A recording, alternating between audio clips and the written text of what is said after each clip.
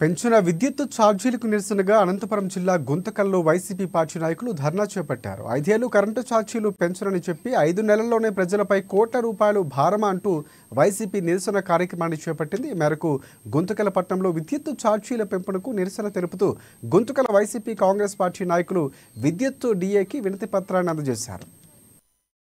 గత ఎన్నికల్లో ఏవైతే హామీలు ఇచ్చిందో ఆ హామీలను నిలబెట్టుకోకపోగా ఈరోజు వీళ్ళు ఇంతకు ముందు లాస్ట్ 5 ఏళ్లలో కూడా వీళ్ళు బాధుడే అని ఒక కార్యక్రమం చేశారు. జనంలోకి తిరిగారు. జనంలోకి తిరిగి ఈ వైఎస్ఆర్సీపీ ప్రభుత్వము 2 సార్లు విద్యుత్ ఛార్జీలు పెంచిందని, చెత్త పన్ను వేసిందని రకరకాల ఆరోపణలు చేస్తూ వీళ్ళు జనంలోకి తిరిగి ప్రజల యొక్క నమ్మకాన్ని వాళ్ళని మోసం చేసి వాళ్ళ యొక్క నమ్మకాన్ని చూరుకొని ప్రభుత్వం ఏర్పరిచారు. మరి ఈరోజు మీరేమి చేస్తున్నారని మేము సూటిగా ప్రశ్నిస్తున్నాము. మేము గత 5 ఏళ్లలో 2 సార్లు కరెంట్ ఛార్జీలు పెంచితే మీరు వచ్చి 5 నెలల వ్యవధిలోనే దాదాపు 16,000 కోట్ల భారాన్ని ఈరోజు జనం మీదకి మోపుతున్నారంటే మిమ్మల్ని ఏమనాలి?